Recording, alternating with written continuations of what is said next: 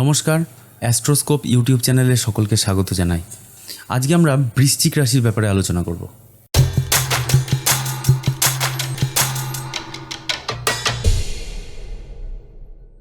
বৃশ্চিক রাশিটি রাশিচক্রের অষ্টম রাশি, অর্থাৎ পুরো জোডিয়াক বেল্টে 210 ডিগ্রি থেকে 240 ডিগ্রি অবধি বিস্তৃত এই বৃশ্চিক রাশি। যদি কোনো জন্মকুণ্ডলিতে চন্দ্র 210 ডিগ্রি থেকে 240 ডিগ্রির মধ্যে অবস্থান করে, তাহলে সেই জাতক জাতিকা হবেন বৃশ্চিক রাশির স্বভাবের। এবার আমরা দেখে নিই বৃশ্চিক রাশির কী কী গুণাগুণ আছে। প্রথম পয়েন্ট, যে বৃশ্চিক রাশিটি হলো রাশিচক্রের অষ্টম রাশি এবং 8th হাউস মানে বোঝায় আমাদের গোপনীয়তা। তাই এই রাশির একটি স্বভাব হলো গোপনীয়তা। এনারা গোপনীয়তা বজায় রাখতে বা গোপনভাবে কাজ করতে বেশ ভালো পারেন। বৃশ্চিক রাশির আইকনটাকে দেখতে পাবেন যে এটি একটি বিছার মতো দেখতে, বিছে। আর আমরা জানি যে বিছের লেজের শেষের দিকে বা পিছন দিকে থাকে বিষ। বিছে প্রয়োজন বুঝলে পিছন দিক থেকে ওই লেজ দিয়ে শত্রুর ওপরে আক্রমণ করে। সেই রকমই এই রাশির মানুষেরা হঠাৎ করে কারোর ওপর আক্রমণ করেন না। এনারা ধীরে ধীরে কারোর ব্যাপারে রাগটা জমিয়ে রাখেন, আর যখন ধৈর্যের বাঁধ ভেঙে যায় তখন এনারা আক্রমণ করে সেই বিষ প্রয়োগ করে থাকেন। আর তাদের এই বিষ হয় এমনই মারাত্মক যে উল্টো দিকের মানুষটি কিছু বলতে বা কিছু করতে পারেন না। এই রাশির অধিপতি হচ্ছেন মঙ্গল। মঙ্গল মানে গরম বা হিট বা ধারালো বা তীক্ষ্ণ কোনো অস্ত্র। তাই এনাদের আক্রমণ বা রেগে গেলে এনাদের কথাও হয় অত্যন্ত ধারালো এবং অত্যন্ত রাগ মিশ্রিত। বৃশ্চিক রাশিতে চন্দ্র নিচস্থ হয় একটা সার্টেন ডিগ্রি অবধি, যদিও এই ডিগ্রির কথা আমি পরে বলবো, ডিগ্রির কথা আমি এখনই বলছি না। চন্দ্র এই রাশিতে নিচস্থ হয় বলে এনাদের চিন্তাভাবনাটাও হয় একটু অন্যরকম। কীরকম হয়, কোনো কাজের নেগেটিভ দিকটা কী বা কোথায় কাজটা ফেল করতে পারে এনারা খুব ভালো বুঝতে পারেন। আর রাশিটি গোপনীয়তা বোঝায় বলে এই রাশির মানুষেরা হন একটু চাপা স্বভাবের। হয়তো এনারা অনেক কিছু ভাবছেন বা অনেক দিকে এদের নলেজ আছে, কিন্তু বাইরে থেকে দেখে কিন্তু বোঝাটা বড় মুশকিল। এরপর দেখা যাক বৃশ্চিক রাশির বিভিন্ন বৈশিষ্ট্য। প্রথমেই আমরা আলোচনা করব শারীরিক বৈশিষ্ট্য।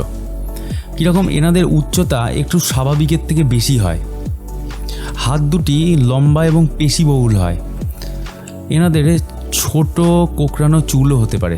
এরপর আমরা দেখব চারিত্রিক বৈশিষ্ট্য। বৃশ্চিক একটি স্থির রাশি হওয়ায় এনাদের মানসিকতা হয় অত্যন্ত দৃঢ়। লক্ষ্য স্থির করে ফেললেই এনারা সময় নষ্ট না করে সেই কাজে ঝাঁপিয়ে পড়েন এবং যতক্ষণ অবধি লক্ষ্যে না পৌঁছাতে পারছেন ততক্ষণ অবধি এরা শান্ত হয়ে থাকতে পারেন না। বৃশ্চিক রাশি একটি জলরাশি, তাই এনাদের গভীর অনুভূতি থাকবে। উর্বর কল্পনা শক্তি এবং তীক্ষ্ণ বুদ্ধির জন্যে এনারা বাধাবিঘ্ন ও প্রতিবন্ধকতার বিরুদ্ধে অত্যন্ত উপযুক্ত ব্যক্তি। এনাদের থাকে অত্যন্ত যুক্তিবাদী মানসিকতা। এনারা মতবাদ মানতে কিন্তু অরাজি। যুক্তিসঙ্গত চিন্তাভাবনা, বিশ্বাসজনক যুক্তি আর সব কিছুর বৈজ্ঞানিক ব্যাখ্যা এরা কিন্তু চান। পুরনো প্রথাকে অসম্মান না করলেও তা কিন্তু অনুসরণ করেন না। এবার আমরা দেখব বৃশ্চিক রাশির স্বাস্থ্য এবং রোগ। আমি আগেই বললাম যে বৃশ্চিক হলো একটি জলরাশি, তাই এনাদের জলবাহিত রোগ হওয়ার সম্ভাবনা থাকে, যেমন টাইফয়েড, পেট খারাপ ইত্যাদি। এছাড়াও আগেই বলেছিলাম যে বৃশ্চিক ন্যাচারালি 8th হাউস, আর অষ্টম ঘর মানে বোঝায় আমাদের গোপন স্থান, অর্থাৎ গুপ্ত রোগ, যেমন মূত্রঘটিত রোগ, পুরুষদের যেমন প্রস্টেটের প্রবলেম, ফিমেল বডিতে যেমন ওভারি, ইউটেরাস জাতীয় কোনো রোগ, আবার যেমন ইউটিআই মানে ইউরিনারি ট্র্যাক্ট ইনফেকশন। এছাড়া যেমন পিসিওএস মানে পলিসিস্টিক ওভারিয়ান সিনড্রোম বা পলিসিস্টিক ওভারিয়ান ডিজিজ।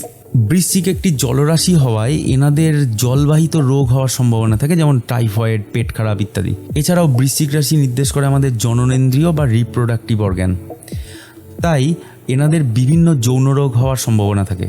যেমন মঙ্গল ও শুক্র যদি ড্যামেজ থাকে বা যদি দুর্বল থাকে বা শত্রু গ্রহ দ্বারা যদি কুপিত থাকে, তাহলে পুরুষের শরীরে ইরেকটাইল ডিসফাংশন বা শীঘ্রপতন জাতীয় রোগ দেখা যেতে পারে। এছাড়া যেমন সন্তানাদিতে প্রবলেম মানে বাচ্চা না আসা বা বাচ্চা হতে প্রবলেম।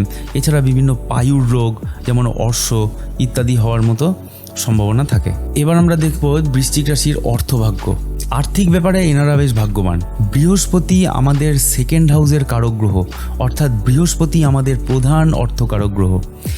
বৃশ্চিক রাশির 2য় ঘর ধনু রাশি, আর এই ধনু রাশির অধিপতি বৃহস্পতি।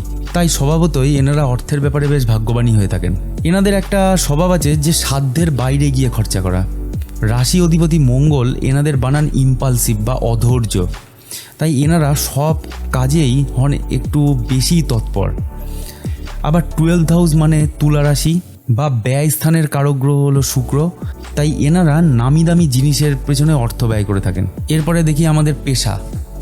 বৃশ্চিক একটি গুপ্ত রাশি হওয়ায় এনারা স্পাই রিলেটেড জব অর্থাৎ গোপনভাবে কোনো কাজ করা, রিসার্চ রিলেটেড কাজের প্রতি বিশেষভাবে এনারা আকর্ষিত হন। এনাদের দশমপতি রবি হওয়ায় এনারা সরকারি কোনো উচ্চপদস্থ স্থানেও আসীন হতে পারেন। এবার আমরা দেখব যে বৃশ্চিক রাশির সাংসারিক পরিবেশ এবং রোম্যান্স। এনারা প্রেমের ব্যাপারে যথেষ্ট উদ্যমী এবং গতিময়, পার্টনারকে খুশি রাখার চেষ্টাও যথেষ্ট এনারা করে থাকেন। এনারা কর্তৃত্ব করতে বেশ ভালোবাসেন, যেহেতু দশমপতি রবি। এনারা অন্যের অধীনে কাজ করতে একদম পছন্দ করেন না। এনারা স্বাধীনচেতা হন বেশি, কিন্তু অন্যের ওপর কর্তৃত্ব করতে এনারা বেশ ভালোবাসেন। এনারা হন good friend but best enemy. এনারা নিজেদেরকে অন্যের তুলনায় বেশি সফল ও সুখী প্রমাণ করার চেষ্টা করেন।